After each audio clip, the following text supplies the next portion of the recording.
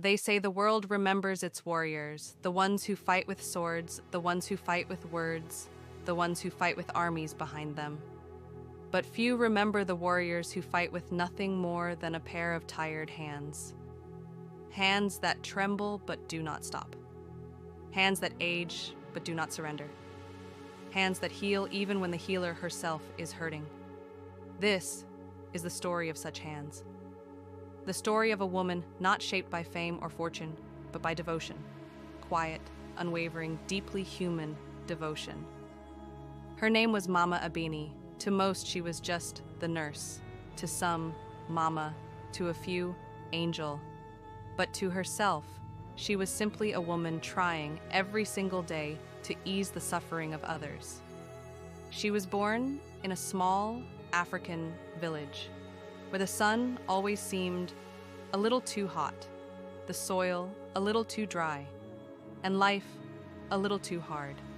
Her childhood was not decorated with toys or comforts. Her earliest memories were the sounds of coughing neighbors, crying children, and mothers whispering desperate prayers into the night. Even as a young girl, she would sit beside the village elders, watching them crush herbs, boil roots, and whisper words of comfort into shaking hands. She watched the way people would look into the eyes of those who tended to them, with a mixture of hope, fear, and surrender. She saw the way relief softened a mother's face when her feverish child finally slept.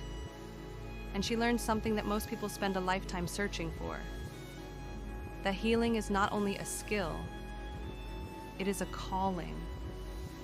She felt it deep inside her chest, pulsing like a quiet drumbeat, guiding her even before she knew its name. As she grew older, that calling only grew louder. She walked miles to the nearest health post. She begged the nurse there to teach her.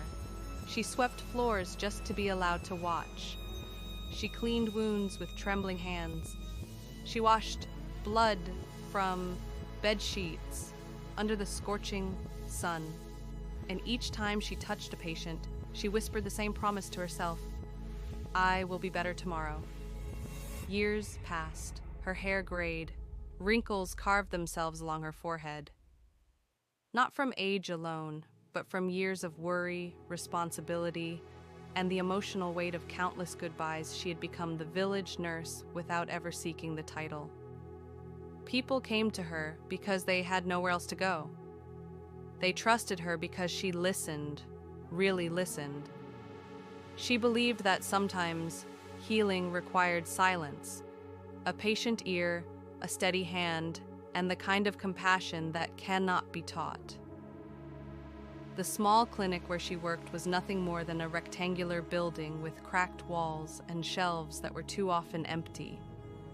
When supplies ran out, which they often did, she improvised. She sterilized old glass bottles. She tore cloth from her own garments to make bandages.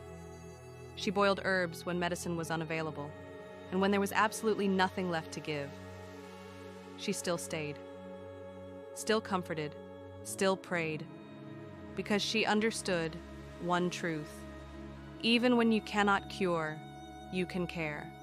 Her days began before dawn. The rooster would crow, the sun would peek over the hills, and she would whisper her daily prayer: give me the strength to heal one more soul today. And she did, day after day, year after year. But her work came at a cost. People rarely think about the healer's heart, the wounds she carries silently, the voices she hears long after the world has gone quiet, the memories she cannot forget even when she desperately wants to. She remembered the child with the burn wounds who clung to her neck as he cried. She remembered the woman who died in her arms with no medicine strong enough to save her. She remembered the newborn who tried to breathe but couldn't, and the sound of the mother's scream that echoed through her bones for months. Every loss carved itself into her spirit like a scar. But she did not break. She could not break. Because other people needed her, and she had made a promise long ago. Sometimes, in the quiet room behind the clinic, she would sit alone, rest her head in her hands, and let the tears fall silently. Not because she was weak, but because she had given so much of herself that there was nothing left to hold the pain in. She never told anyone about those moments.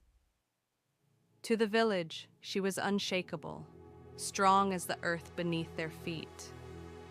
But behind the strength was a woman who mourned every life she couldn't save, even when she had done everything possible. This voiceover you are hearing now, it could be her diary, her memories, her thoughts, whispered into the night when everyone else slept.